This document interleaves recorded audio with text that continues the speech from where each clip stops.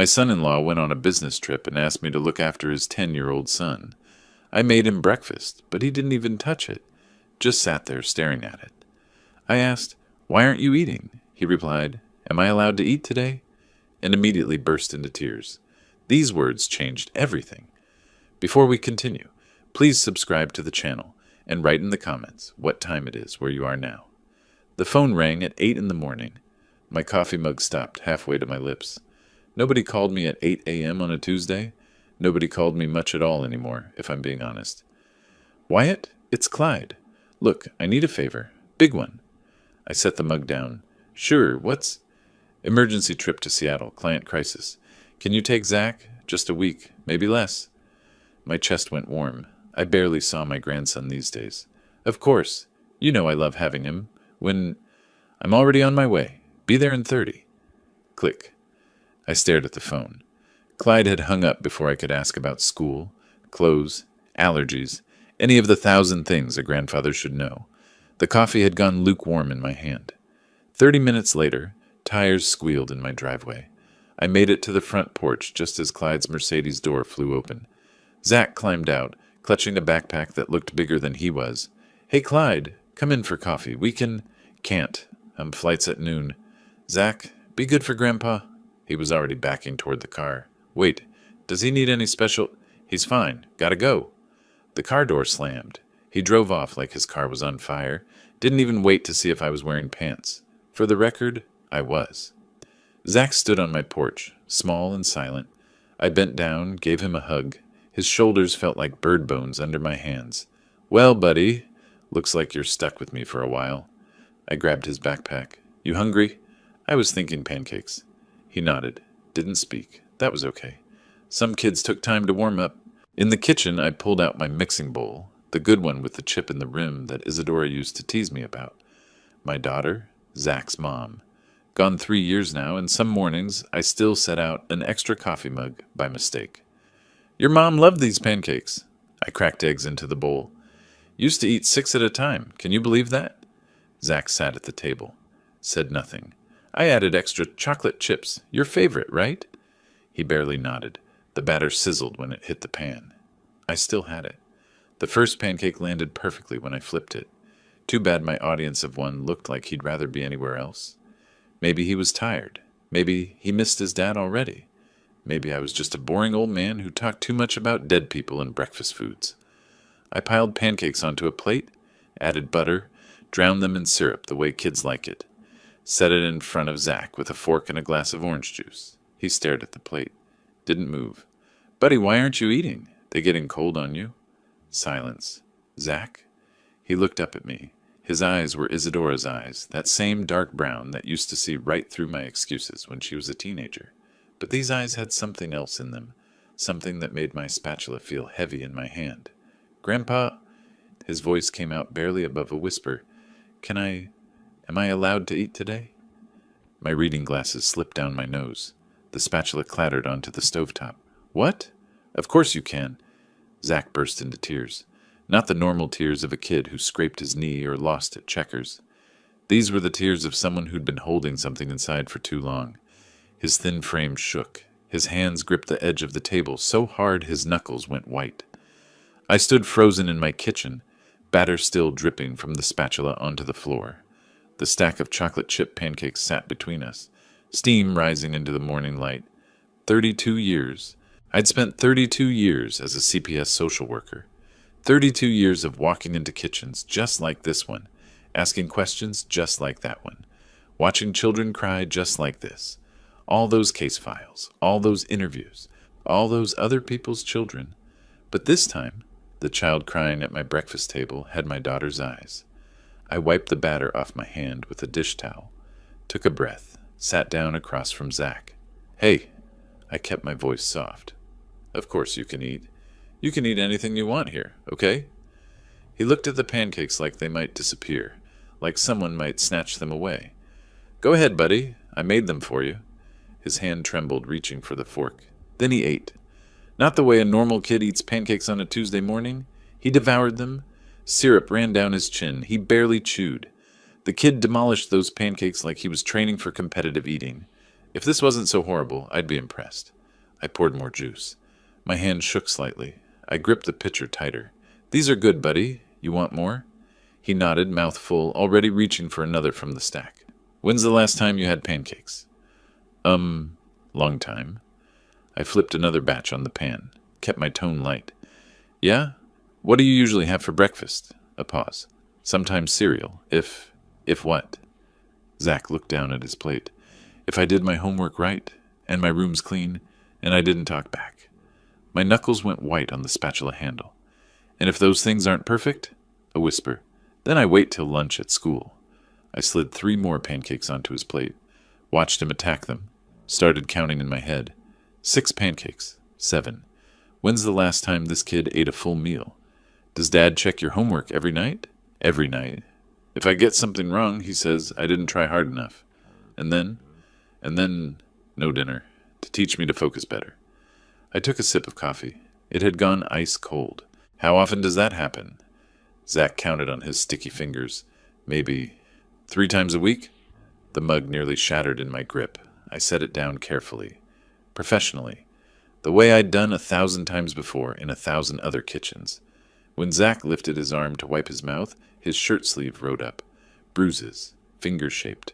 Someone had grabbed him hard enough to leave marks that had already faded to yellow-green. Old bruises. Plural. My jaw tightened. I kept my voice gentle. Why don't you go take a shower, buddy? Your backpack's by the door. Take your time. Use all the hot water you want. He nodded, sliding off the chair, paused at the doorway. Grandpa? Yeah? Thank you for the pancakes. Anytime, Zach. Anytime you want. I waited until I heard the bathroom door close. The shower started running. Then I moved. My camera collection lived on the shelf in the living room. Nikon F3s, a couple of Leicas, a Hasselblad that cost more than my first car. But I reached past all of them for the Polaroid Sun 600 from 1983. Still worked, unlike my knees. Back in the kitchen, I photographed everything. The backpack, barely unpacked. The empty plate with syrup smears. I pulled out my phone, opened notes, started typing with my thumbs like Isaac taught me. Tuesday, May 6th, 8:51 a.m. Subject is male, age 10, approximately 60 pounds. I paused, read that back. My grandson is 60 pounds. I photographed the timestamps on my phone, made notes about the bruises, their color, their placement, wrote down everything Zach said, word for word. My hands stayed steady. 32 years of practice. The shower was still running. I sat at my kitchen table and pulled out my phone again. Japan was 16 hours ahead. That made it 3 in the morning in Yokosuka. My son Isaac would be thrilled. The phone rang 6 times. Dad? What's wrong? When did you last see Zachary? What? It's 3 in the morning. Answer me. When did you last see your nephew? A pause. Christmas? No, before. September, maybe. Why? What happened? He's here. Clyde dumped him off for a week. Okay, that's good. You love spending time with Isaac. Your nephew just asked me if he's allowed to eat today. The silence stretched across the Pacific Ocean. He what? You heard me. That doesn't... Dad, are you sure he didn't mean... I spent 32 years interviewing abused children. I know what I heard. Isaac's voice changed. Alert now. Awake. What are you saying? I'm saying Clyde is starving that boy as punishment. I'm saying your nephew is covered in bruises. I'm saying I need you to wire me money for a lawyer. How much? 5,000 to start. Done. Dad, are you? I'm sure. What are you going to do? Whatever I have to. I've got about a week before Clyde comes back. Call me every day, morning and night. I don't care what time it is here. I will. Dad? Yeah? Destroy him. I hung up. The shower had stopped running. I heard Zach moving around in the bathroom. I took my phone, my Polaroid, my notes, and walked to my office. In the bottom drawer of my desk, under old tax returns and expired warranties, I found what I was looking for. A worn composition notebook, its cover soft from years of use. I hadn't opened it since my retirement party 3 years ago. Inside, page after page of my own handwriting, interview techniques, documentation protocols, signs of abuse to watch for, a whole career condensed into one notebook. At the bottom of the drawer lay something else, my old CPS badge in its leather holder. I picked it up, felt its weight in my palm. The badge meant nothing now, officially. The agency had taken back my access, my authority, my jurisdiction, but the skills, those never retired. My phone buzzed. A text from Isaac. Wired $5,000, whatever you need, save him. I typed back with my thumbs. I will. I should have seen this sooner. You see it now. That's what matters. I'm going to destroy him. Good. I flipped the notebook open to a blank page and wrote in the same neat handwriting I'd used for 3 decades. Case file. Zachary Garrett. Victim. Age 10. Then I paused, drew a line through case file, and wrote above it. My grandson. This time, it was personal. Wednesday morning arrived with rain tapping against the kitchen window. I stood at the stove making scrambled eggs, that old composition notebook open on the counter next to me. Page 1 had my notes from yesterday. Page 2 waited blank. Zach shuffled in wearing borrowed pajamas that hung off his frame. I'd noticed during his shower Tuesday night. Every rib visible, hip bones jutting out like handles. Morning, buddy. Hungry? He nodded. Always nodded. Never said no to food. I slid eggs onto his plate, added toast, poured juice. While he ate, I pulled the Polaroid from the living room shelf. The Sun 600. Still had film from 1987 in it. Hey, Zach, mind if I take some pictures? Memory photos? You know, of our week together. He shrugged, mouth full of eggs. I snapped one of him at the table. The Polaroid whirred and spat out the square. I shook it gently while it developed, set it aside to dry, made notes on the white border. Wednesday, May 7th, 8:15 a.m. Breakfast. Can I see? In a minute. Let it finish developing. I took another. This time I caught the bruises on his upper arm when he reached for more toast. Lift your arm again, just like that. The camera clicked. Evidence. After breakfast, we moved to the living room. Zach wanted to draw. I set him up with paper and colored pencils, positioned myself on the couch with a book. My old copy of War and Peace. Hadn't opened it in 20 years. Probably never would. Inside the hollowed-out center, my voice recorder fit perfectly. I hit record, closed the cover, set it on the coffee table between us. What are you drawing? My house. I looked at the paper. Dark lines, small windows, everything colored in heavy black and gray. That's your house with your dad? Yeah. What's it like there? He shrugged again. Kids always shrug when they don't want to answer. I bet you have your own room. That's cool. I guess. We sat quiet for a while. Rain kept falling. The recorder kept running. Grandpa? Yeah, buddy. Do you think I'm bad? My stomach dropped. What? No. Why would you think that? Dad says if I was better, I wouldn't need so much discipline. I set my book down. Careful now. What kind of discipline? You know. Timeouts. Going to bed early. Stuff like that. What about the meals? You told me about missing meals. His pencil stopped moving. I shouldn't have said that. It's okay. I'm your grandpa. You can tell me anything. But what if you tell Dad? I won't tell your dad. True enough. I'd tell CPS instead. Wednesday afternoon, I made my mistake. We'd been at it for 3 hours. My back hurt from sitting. My patience had worn thin. The notebook was filled with careful observations, but I wanted more. Needed more. Specific details. Dates. Frequencies. Zach, can we talk about something? He looked up from his drawing. This one had more colors. Yellow sun in the corner. These bruises on your arms, how did you get them? His face changed, shut down like someone hit a switch. It's okay, you can tell me. I want to help. Silence. Does your dad grab you when he's angry? Does he? I don't want to talk about it. He stood up fast. Colored pencils rolled off the table. Zach, wait, I'm not. You're just like the school counselor, asking questions, making it worse. He ran to his temporary bedroom. The door slammed. I sat there staring at the closed door. Brilliant work, Coleman. 32 years of training, and you just interrogated a traumatized kid, like some rookie fresh out of the academy. The voice recorder in the book was still running. It had captured everything, including me screwing up. I spent Thursday rebuilding what I'd demolished. Made chocolate chip cookies at 11 p.m. Wednesday night. Didn't sleep much anyway. Burned the first batch because rage makes terrible baking company. The second batch came out perfect. Thursday morning, I slid the cookie dough bowl toward Zach at breakfast. Want to lick the spoon? He hesitated. Your mom used to steal the whole bowl.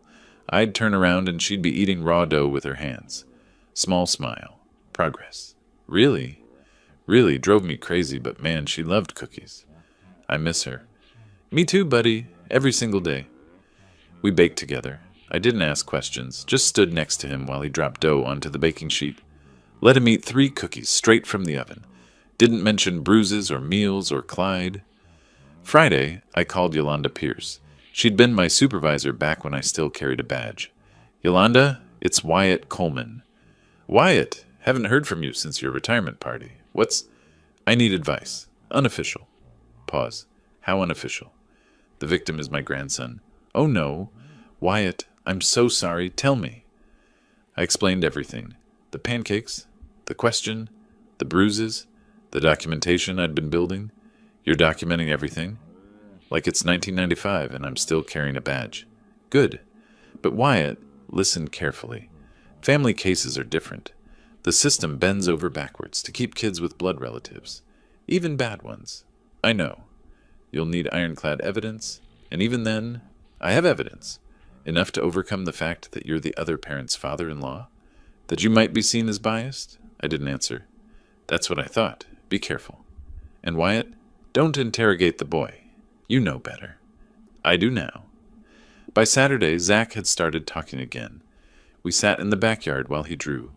This picture had a dog in it. We didn't have a dog. Grandpa? Yeah? Dad says I'm too sensitive.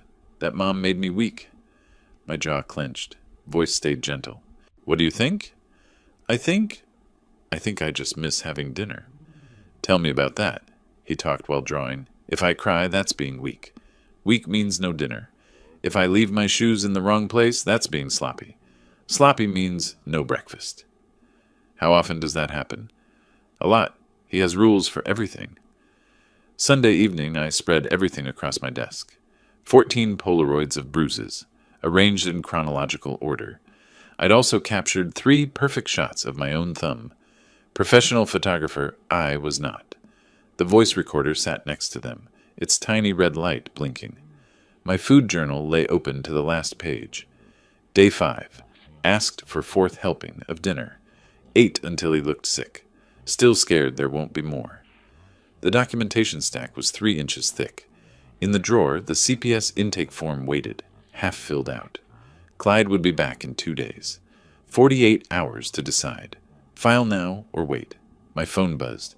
Text from Isaac. Any update? I picked up a pen, pulled the intake form closer, and wrote Clyde's full name in the alleged perpetrator box. My hand didn't shake. Not anymore. Tuesday morning, Clyde's Mercedes pulled into my driveway at 9 sharp. I watched from the window, took a breath, opened the door. Morning, Clyde. Come on in. Can't. Running late. Zach, let's go. Zach appeared with his backpack, moving like someone walking to sentencing. I knelt down, pulled him into a hug. He clung to me for an extra moment. Hey, buddy. You take care, okay? He whispered into my shoulder. Can I come back soon? Any time. You know that. Zach, car. Now.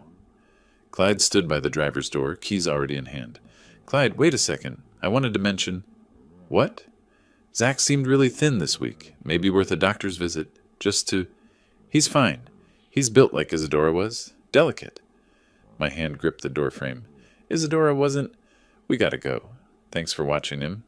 He turned toward the car. Clyde! He stopped. Didn't turn around. Take care of him. He's all we have left of her. I know what he is. The car disappeared down Hawthorne Boulevard. I stood on the porch for a full minute, not moving. Then I went inside and called Winnie. Winifred Sutherland had lived across the street for 40 years. She was 72, kept binoculars on her windowsill, and missed nothing. Wyatt, this is a surprise. Come in, come in. Thanks, Winnie. Sorry to drop by unannounced. Don't be silly. I'll make tea. Or would you prefer something stronger? You look like you could use it. She served tea in china cups with roses on them. The cups were older than my car. I was terrified I'd break one, and somehow that felt worse than everything else happening. Winnie, I need to ask you something about my son-in-law. Her expression changed. I wondered when you'd ask. You've noticed things? Hard not to. My living room window faces their porch. She pointed through lace curtains. That's a blessing. And a curse. What have you seen? Well, that boy sits outside a lot. Alone. even when it's cold. How often?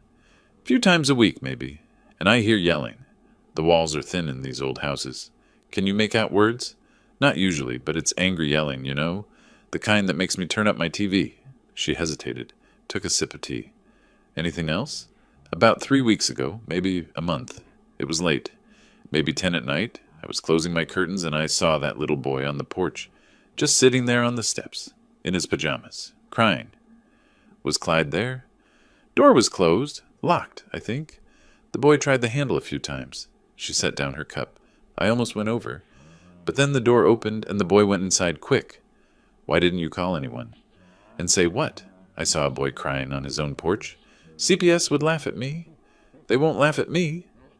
Wednesday morning, I drove to the CPS office downtown. The waiting room had a poster. Every child deserves a safe home.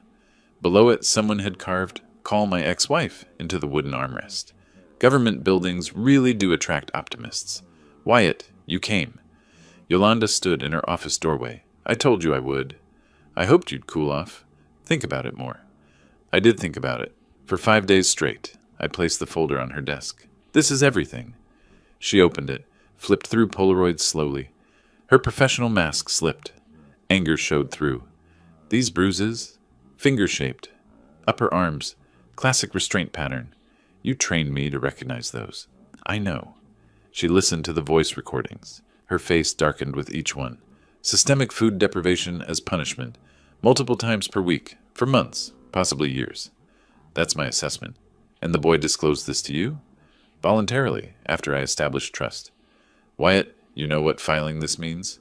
War. He'll know it was you. You're the only one the boy talked to. I don't care. The family court will be involved.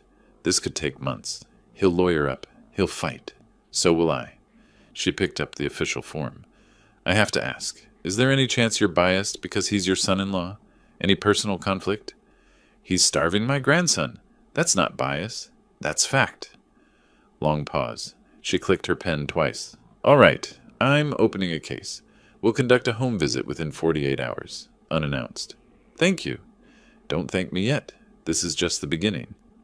I drove home through afternoon traffic. Back in my house, I walked to where my camera collection lived behind glass doors. Nikons, Leicas, a Hasselblad that cost more than my first car.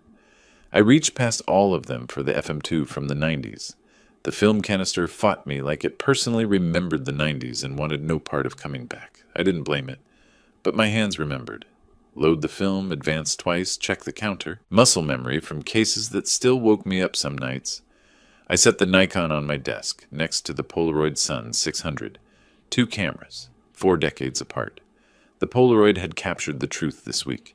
Immediate, undeniable, physical evidence. But the Nikon? The Nikon had documented my worst cases. Meth houses, broken bones, children who'd learned to stop crying because nobody came. I clicked the shutter button. The mechanical snap echoed in the quiet room. Sharp, final, unforgiving. Through the viewfinder, I could see my reflection in the dark window glass. An old man with reading glasses on a chain and white hair that needed cutting. But my hands? My hands remembered every button, every setting, every angle that made judges stop and listen. Old friend, I said to the camera, my voice steady in the empty room. One more round. Thursday morning, I made coffee and waited. My phone sat on the kitchen table. The Nikon FM2 sat next to it, both loaded and ready. Yolanda had said they'd move within 48 hours. It had been 36. The call came at 11:30. Clyde's name lit up the screen. I took a sip of coffee, let it ring 3 times, answered, "Hello, Clyde." "You son of a—" The scream came through so loud I pulled the phone away from my ear. "This was you. You called CPS on me." I set the phone on speaker, kept my voice level. I expressed concern about my grandson's welfare. That's what grandfathers do. You had no right. He's my son. And he's my grandson, my dead daughter's son. You have no idea what it's like raising a kid alone. You have no idea what I have eyes. I have documentation. I have medical evidence. Silence. I could hear him breathing hard on the other end. You're never seeing him again. You hear me? Never. Try it. See how that plays in family court when the judge asks why you're preventing supervised visits. Supervised? What are you? You'll be hearing from CPS about the investigation timeline. In Clyde? What? Get a lawyer. You're going to need one. I hung up, took another sip of coffee. My hand didn't shake. Not anymore. He threatened to keep me from seeing Zach. Like I hadn't spent 3 decades navigating family court systems. That was adorable. My phone buzzed. Text from Yolanda. Visit complete. Medical exam scheduled for 2 p.m. He knows it was you. I typed back. Good. 2 hours earlier, Yolanda had knocked on Clyde's door with Officer Martinez standing behind her. I wasn't there, but she called me after to fill in the details. Clyde had been holding car keys, about to take Zach to school. His face went from confusion to understanding to rage in about 10 seconds. He'd tried to close the door. Martinez's boots stopped it. They'd conducted the home inspection while Clyde protested. Found Zach's room. Sparse, cold, more like a cell than a bedroom. Kitchen cabinets locked with actual padlocks. Freezer had a combination lock on it. Yolanda had photographed everything. They'd interviewed Zach separately. The boy had answered every question in a whisper, looking at the floor. When asked when he'd last eaten breakfast, he'd said, "This morning," but couldn't meet anyone's eyes. When asked if he always got breakfast, he'd paused for a long time. Then, "If I deserve it." The medical exam came back that afternoon. 60 pounds at age 10. Multiple bruises in various stages of healing. Signs of chronic malnutrition, stunted growth, vitamin deficiencies, thinning hair. The doctor's report used words like systematic and long-term, and concerning indicators. At 2 o'clock, I drove downtown to meet Yvonne Palmer. Her office occupied the 14th floor of a glass building that reflected the Willamette River.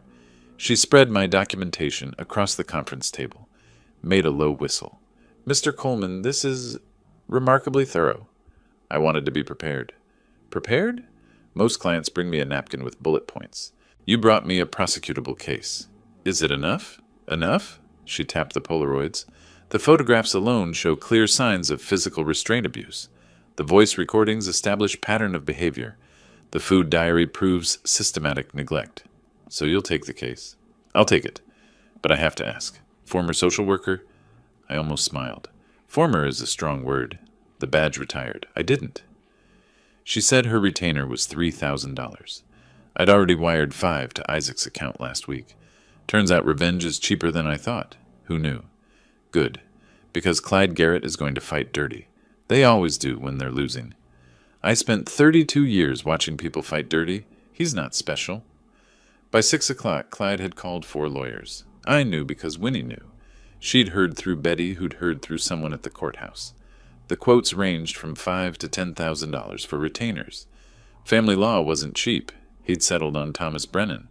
Expensive, aggressive, known for defending difficult cases. That evening, I stopped by Winnie's house with a bottle of wine. She answered, wearing a floral apron, flour on her hands. "Wyatt, come in. I'm making bread." We sat at her kitchen table while dough rose in a bowl nearby.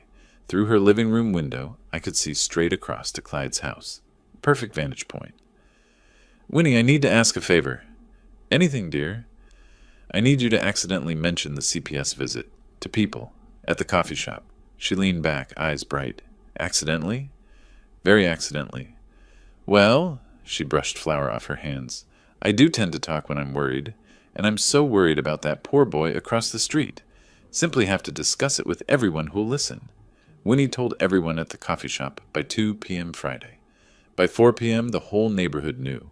The woman could have worked for the FBI or TMZ. Same thing, really. My phone started buzzing with texts from numbers I didn't recognize. "Mr. Coleman, this is Diane Chen from 2 streets over. Winnie gave me your number, if you need anything." "Wyatt, it's Marcus from the hardware store. Heard about your grandson. Here if you need help." "Mr. Coleman, this is Sarah Bennett. I teach at Zach's school. We've been concerned, too." The community was circling wagons, just not around Clyde. Thursday night, I sat in my dark living room, phone glowing on the coffee table. The text from Yolanda arrived at 9:47 p.m. Case opened. Investigation active. Medical exam confirms malnutrition. Bruising consistent with restraint. Mandatory follow-up scheduled. He hired Thomas Brennan. Expensive and aggressive. Brace yourself. I picked up my phone, scrolled to the photo album titled simply Evidence. 43 photographs, 7 audio recordings, 12 pages of detailed notes, 3 decades of experience. I typed back, "Let him come." Then my phone buzzed again. Different number. Winnie. "The whole neighborhood knows. Betty's daughter is a teacher at Zach's school. She's watching too." I smiled in the darkness. I'd worked 300 cases in my career. I'd learned one thing. It wasn't the courts that destroyed abusers first. It was their neighbors. Saturday morning, Diane Chen texted me a photo. Clyde and Zach at Laurelhurst Park. Ice cream cones. Swings. The whole performance. "Thought you should see this. He's trying to look good." I zoomed in on Zach's face. The boy was eating chocolate chip ice cream, his supposed favorite, like someone had a gun to his back. Mechanical. No joy. Clyde crouched next to him, forcing a smile that didn't reach his eyes, speaking too loud, too cheerful, playing to an invisible audience. "Having fun, buddy?" I texted Diane back. "Thank you for watching out." "We're all watching now." CPS scheduled unannounced home visits twice weekly. Clyde's house would be under constant scrutiny. Every locked cabinet, every empty refrigerator, every time Zach flinched. Tuesday afternoon, I got the call I'd been waiting for. Supervised visitation approved. First visit that day at 3. The CPS office had a small playroom for supervised visits. Beige walls, donated toys, table with coloring books. Linda Chen would supervise, professional, thorough, took notes on everything. She briefed me in the hallway before we entered. "Mr. Coleman, you'll have 1 hour. I'll be present the entire time.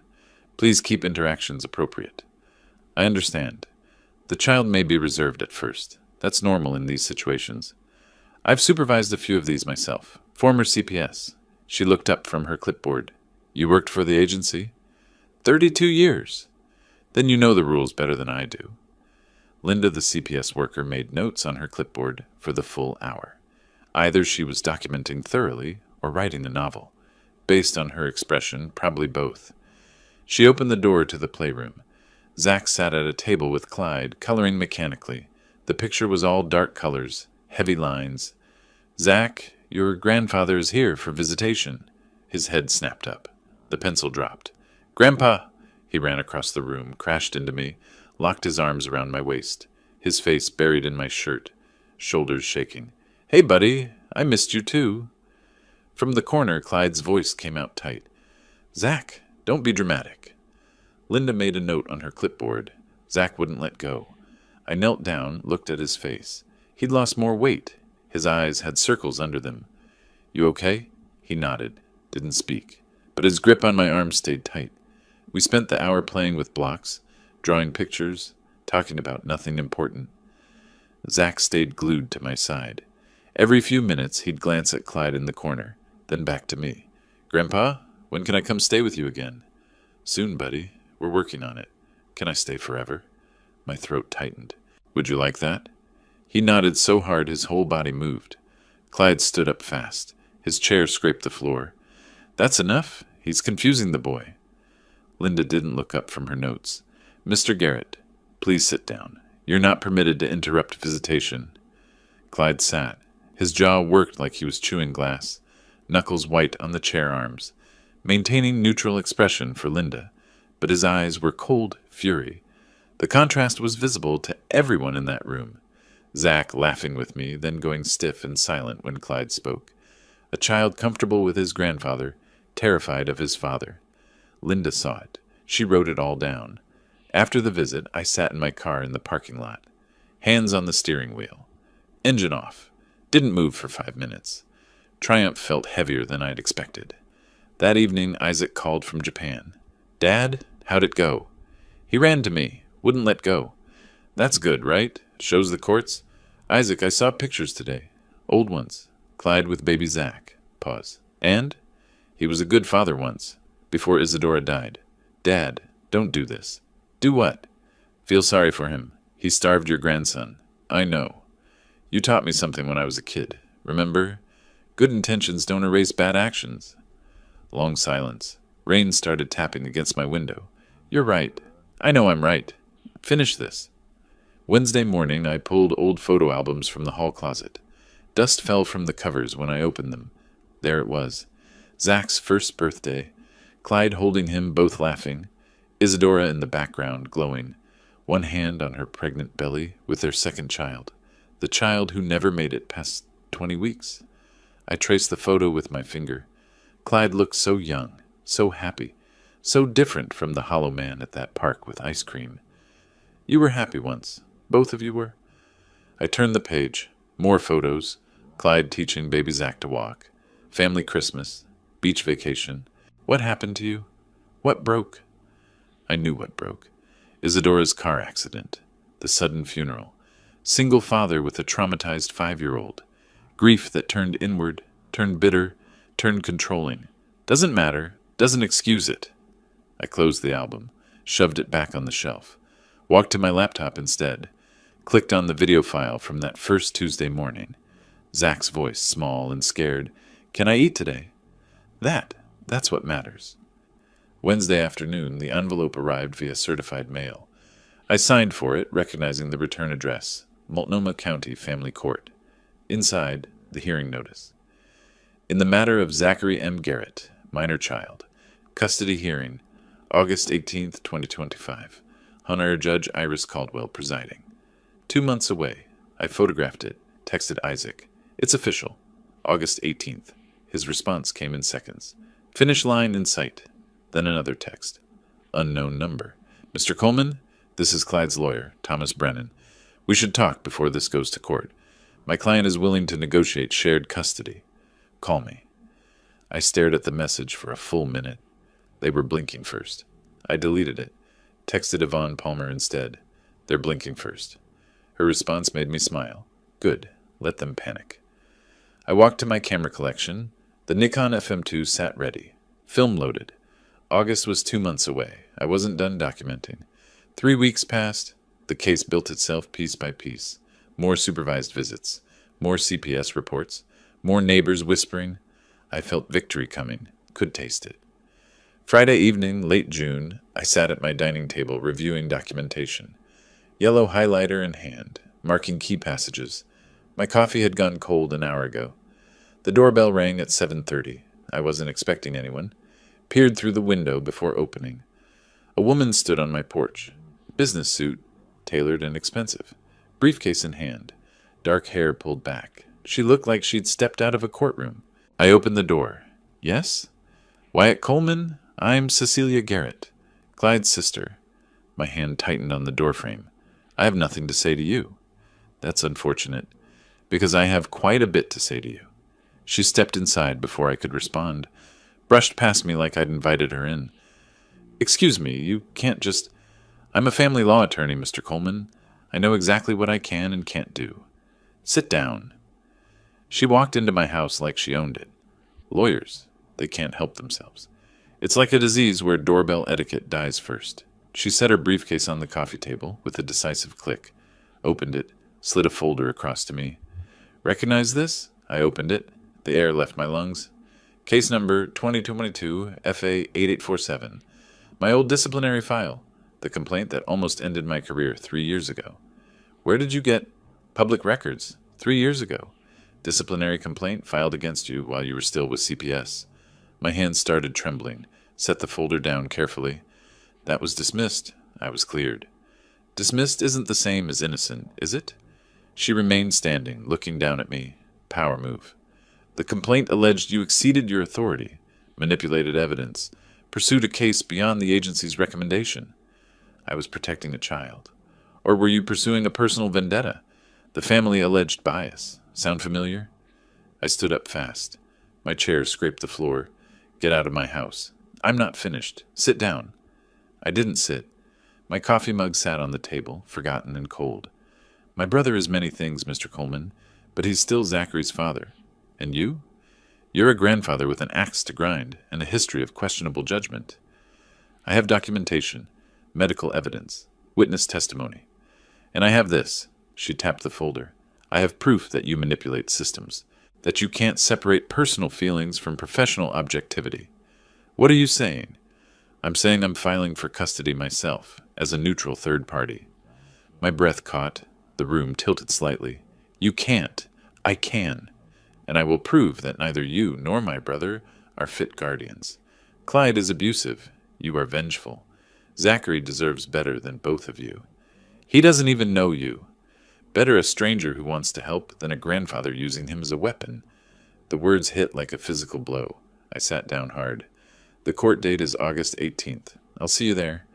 But Mr. Coleman, she closed her briefcase, by the time I'm done, you'll wish you'd left well enough alone. She walked to the door, paused with her hand on the knob. One more thing. Your daughter, Isadora. She wouldn't want this. My hand gripped the back of the chair. Knuckles white. Don't you dare. She loved my brother once.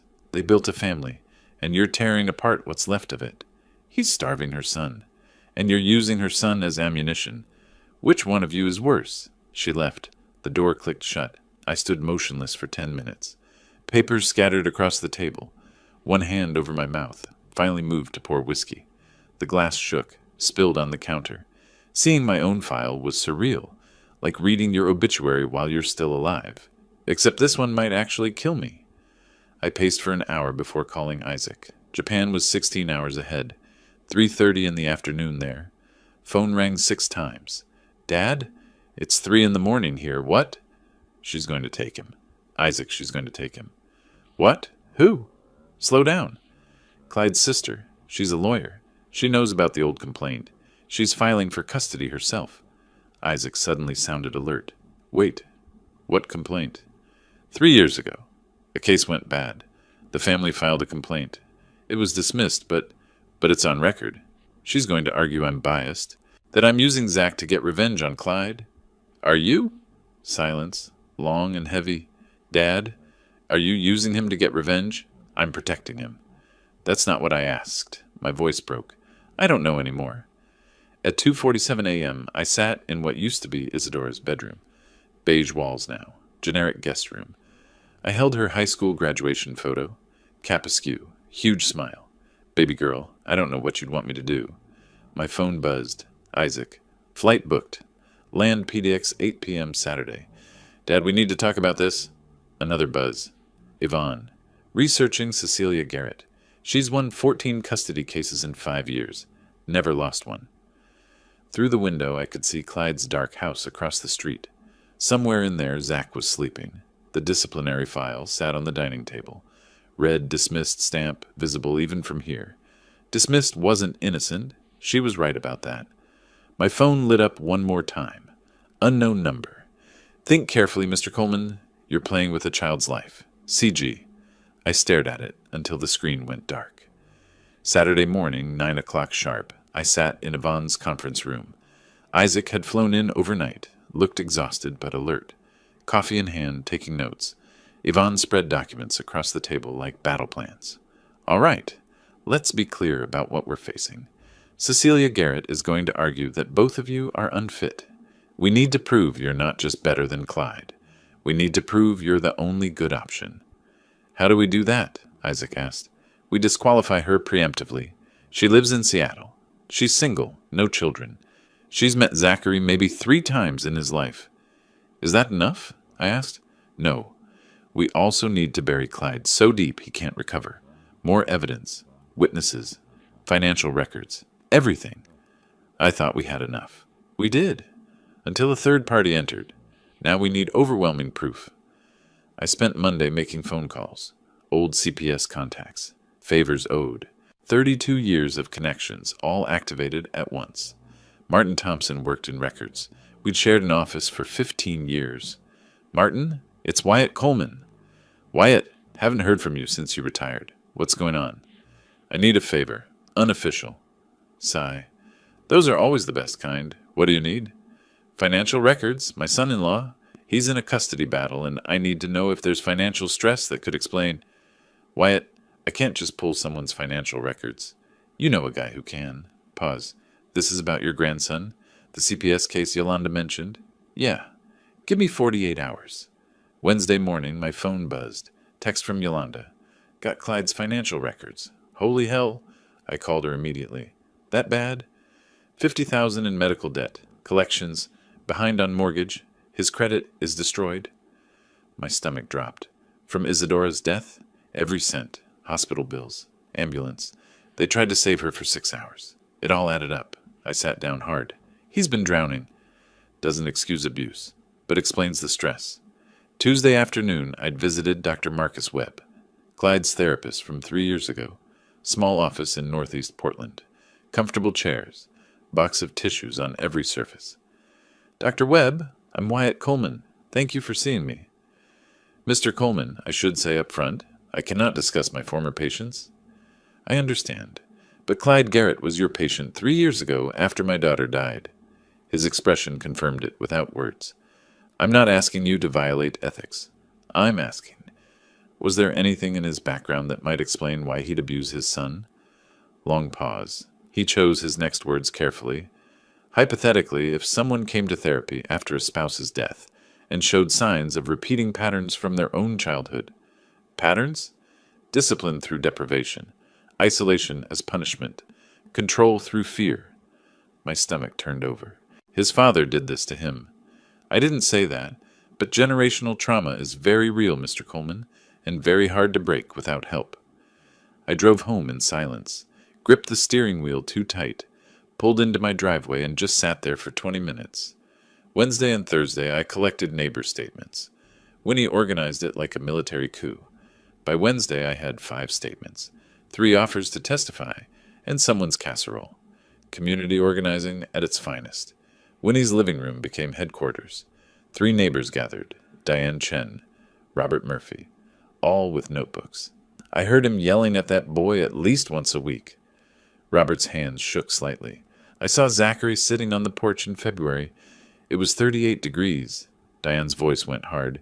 He wouldn't let the boy play with other kids. Said they were bad influences. Winnie crossed her arms. Will you all testify to this in court? They looked at each other, nodded. That little boy needs someone fighting for him. Robert leaned forward.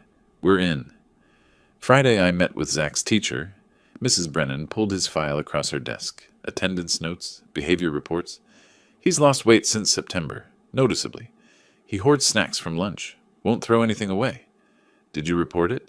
I mentioned it to the counselor. But his father said Zachary was just a picky eater. Her jaw tightened.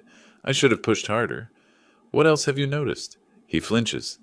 If I move suddenly to hand back a paper, he jerks away, like he's expecting to be hit. Will you testify to that? She nodded firmly. Absolutely. Friday evening, Isaac and I laid everything out on my dining table. The 3-inch stack had grown to 5 inches. Financial records showing $50,000 in debt. Therapy records hinting at childhood trauma. 12 neighbor statements. School documentation. CPS reports. Dad, look at this pile. We have everything. Financial pressure. Childhood trauma background. A dozen witnesses. Medical records. Her case doesn't stand a chance. Maybe. Maybe? Dad, we have him. I stared at the therapist's business card, turned it over in my fingers.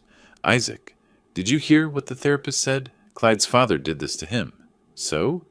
So he's not just a monster. He's a victim, too. Dad, I spent 32 years breaking these cycles, and now I'm using one victim's trauma to take away his son. He abused Zach. Because he was abused. Don't you see? I'm not solving anything. I'm just continuing it. Isaac slammed his hand on the table. Coffee cups rattled. No, you're stopping it. With Zach. That's how it ends. I looked at him. My son. 34 years old. Steady. Right. You're right. I know I'm right. Finish this. My phone buzzed. Text from Cecilia. I've retained a child psychologist, Dr. Shannon Aldridge. She'll evaluate Zachary and recommend the best placement. See you in court, Mr. Coleman. Smart. Dangerous. I forwarded it to Yvonne, who responded immediately. We need our own expert. I'll find someone tomorrow. Then another text. Unknown number. Mr. Coleman, this is Clyde. Please, can we talk? Just you and me. No lawyers. I need to explain. My thumb hovered over delete. Every instinct screamed, don't engage. Don't give him a chance to manipulate. Don't deviate from the plan. But something else whispered too. Maybe the man who'd accumulated $50,000 in debt trying to save my daughter needed help, not just punishment. I looked at Isaac's closed bedroom door, looked at the evidence, looked at Clyde's text. Typed, Tuesday, 2 p.m., Laurelhurst Park. You come alone. Hit send before I could change my mind. Texted Yvonne, I'm meeting with Clyde Tuesday. Don't ask me not to. Her response, bring your phone. Record everything. I set the phone down, stared at the 5 inches of evidence. Proof of abuse, proof of trauma, proof of a man destroyed by grief and debt, repeating patterns he couldn't escape. Outside my window, Clyde's house sat dark, except for one upstairs light. Somewhere in there, Zach was still awake. August 18th arrived, Monday morning, 9 o'clock sharp. Multnomah County Family Court. Courthouse security made me take off my belt. I'm 68 and walk with reading glasses on a chain. Exactly the kind of dangerous criminal they're trained to stop. Judge Iris Caldwell's courtroom smelled like old wood and stale coffee. Wyatt sat next to Yvonne at the petitioner's table, Isaac behind him. Across the aisle, Clyde with Cecilia. I adjusted my tie 3 times before the judge entered. This is a custody hearing regarding the minor child, Zachary Michael Garrett. Judge Caldwell settled her reading glasses. Mr. Coleman seeks custody. Mr. Garrett is the biological father. Ms. Garrett has filed as third party. We'll address all motions today. Let's proceed. Cecilia stood first, spread documents with theatrical precision. Your Honor, Wyatt Coleman presents himself as a concerned grandfather, but evidence shows something different, a man with a history of overstepping boundaries. She presented my disciplinary file like it was a smoking gun. 3 years ago, Mr. Coleman was accused of abuse of power. The complaint alleged he exceeded authority, pursued cases beyond recommendations, acted on personal bias. The same pattern is visible here. He weaponized CPS procedures to destroy his son-in-law, using his grandson as ammunition. Cecilia presented her case like she was prosecuting the Zodiac killer. Lots of dramatic pauses, pointing at evidence. I half expected a PowerPoint with ominous music. Yvonne stood when her turn came. Calm. Precise. Your Honor, Ms. Garrett wants you to focus on a dismissed complaint from 3 years ago. I want you to focus on a 10-year-old boy who asked his grandfather, "Can I eat today?" and then burst into tears. She set the Polaroids on the evidence table, one by one. Finger-shaped bruises from being grabbed. A food diary showing a starving child devouring multiple servings. Voice recordings of a boy describing his punishment system. Mr. Coleman's so-called manipulation consisted of doing what any responsible adult should do, documenting abuse and reporting it. Winnie testified first, hand shaking, reading glasses perched on her nose, referred to handwritten notes. I saw that little boy sitting outside alone many times. In February, it was 38 degrees. Once, late at night, he was crying on the porch, trying the door handle. It was locked. What time was this? Around 10 p.m. He was in his pajamas. What did you do? I almost went over, but then the door opened and he went inside fast, like he was scared. Her voice broke. I should have called someone. I'll regret that for the rest of my life. Mrs. Brennan, Zach's teacher, came next. Professional. Disturbed. Significant weight loss since September. He hoards food from lunch. Sneaks crackers into his pockets. Won't throw away apple cores. Anything else? He flinches when I move suddenly. If I reach to hand him a paper, he jerks back. That's not normal behavior. Yolanda testified about the CPS investigation. Medical records, home inspection, locked cabinets, the freezer with a combination lock. Then came Zach's testimony. Closed session, just the child psychologist, both lawyers, and audio piped out to us. I closed my eyes, jaw clenched. Zachary, can you tell me about dinner at your house? Sometimes I get dinner. Sometimes? Not every night? Only if I didn't mess up that day. What counts as messing up? Homework wrong? Room not clean enough? Talking back? Crying? What happens if you mess up? No dinner. Sometimes no breakfast either. How often? Long pause. Maybe 3 or 4 times a week. Are you scared of your father? Whispered. Yes. My hand gripped the armrest, knuckles white. Then Clyde took the stand. His hands trembled holding the water glass. Yvonne cross-examined. Mr. Garrett, you admit you withheld meals from your son? It was discipline, structure.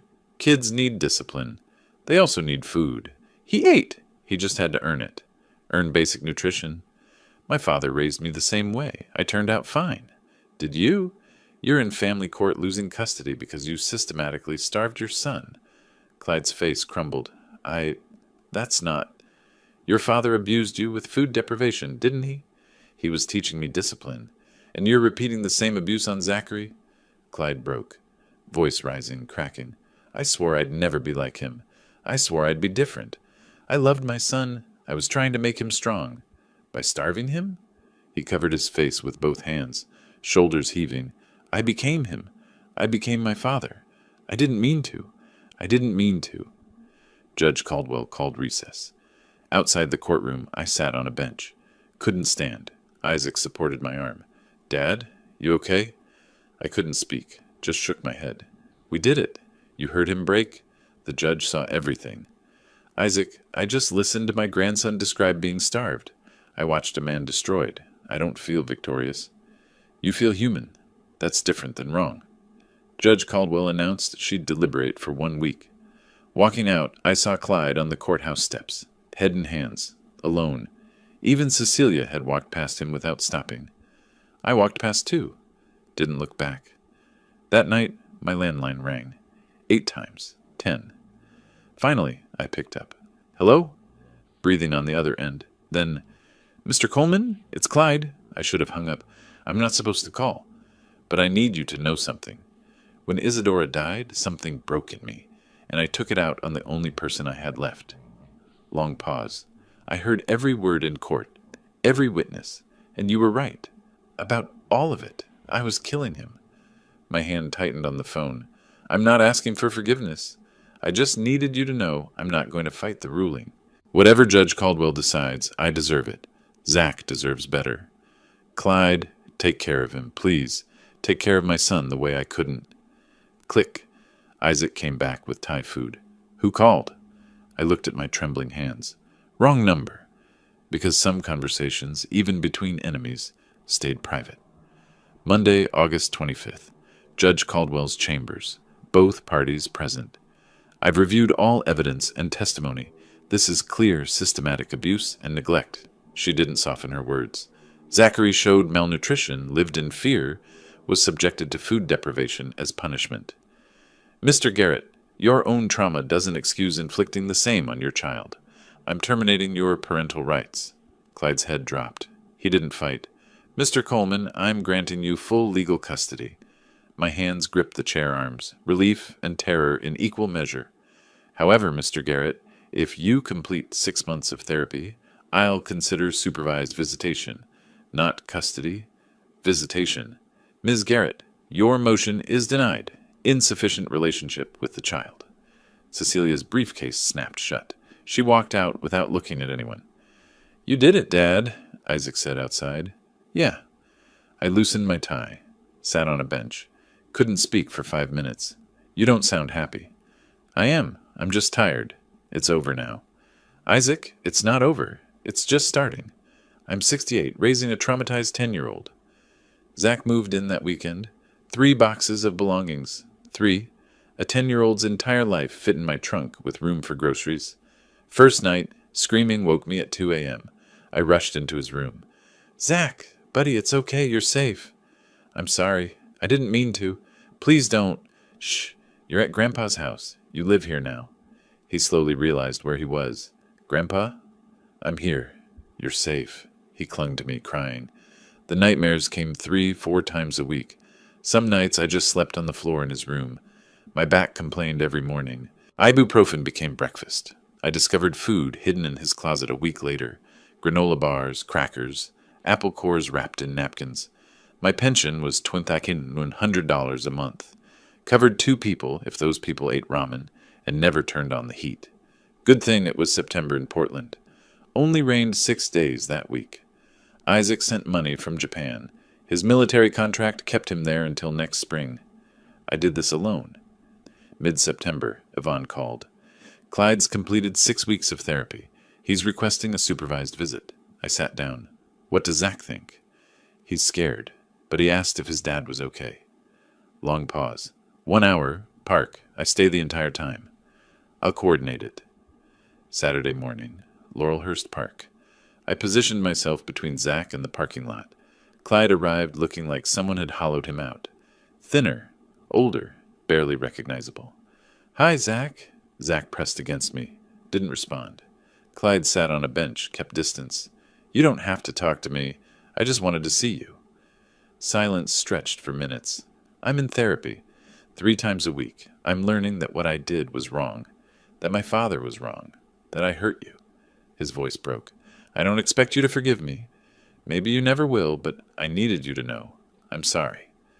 Tears ran down his face. He didn't hide them this time. I loved your mom, and I love you. I just didn't know how to show it after she died. I became the thing I hated most. Zach's grip on my shirt tightened. I finally spoke. Clyde, he looked up, eyes red. You have a chance now, to break the cycle, to be better. I know. Complete the therapy. Do the work, not for visitation, for yourself. I will. Maybe in a year, if you've done the work, we can talk about more visits. Supervised, always supervised. Thank you. Don't thank me. Earn it. The hour ended. Clyde drove away alone. Late September afternoon. Golden light through my kitchen window. Okay, buddy, look through here. See that little window? Yeah, that's the viewfinder. Whatever you see there is what the picture will be. Can I take a picture of you? Sure. Stand back a bit. Press this button when you're ready. Click. The Polaroid word. Now we wait. Takes about 10 minutes to develop. Magic. Sort of. Your great-grandfather gave me this camera when I was about your age. Now I'm teaching you. That's how it works. We watched the photo develop together, both of us smiling in it. Grandpa? Yeah? Thank you for everything. My throat tightened. You're my grandson. This is where you belong. That evening, after Zach went to bed, I stood in the kitchen. Bills piled on the counter, ibuprofen bottle beside them. My back ached. I looked older in the mirror these days. But upstairs, my grandson slept. Still had nightmares. Still hoarded food. Still flinched sometimes. But he was safe. Healing. Home. I picked up Isadora's photo from the shelf. Traced her face with one finger. I did it, baby girl. He's safe now. The camera collection gleamed behind glass. Generations of Colemans. Tools of truth. My phone buzzed. Isaac. How's he doing? I typed back. Better. Still nightmares, but better. And you? Exhausted. Old. But okay. Mom would be proud. I hope so. I set the phone down. Turned off the kitchen light. Climbed the stairs slowly, knees protesting. Checked on Zach one more time. He slept peacefully tonight. Small victories. In my room, I set the Polaroid photo on my nightstand. Both of us smiling. Building new memories. Tomorrow would bring more challenges. More nightmares. More bills. More pain. But tonight, we were okay. Sometimes, that's enough. If you like this story, please like this video, subscribe to the channel, and share your impressions of this story in the comments. To listen to the next story, click on the box on the left. Thank you for watching.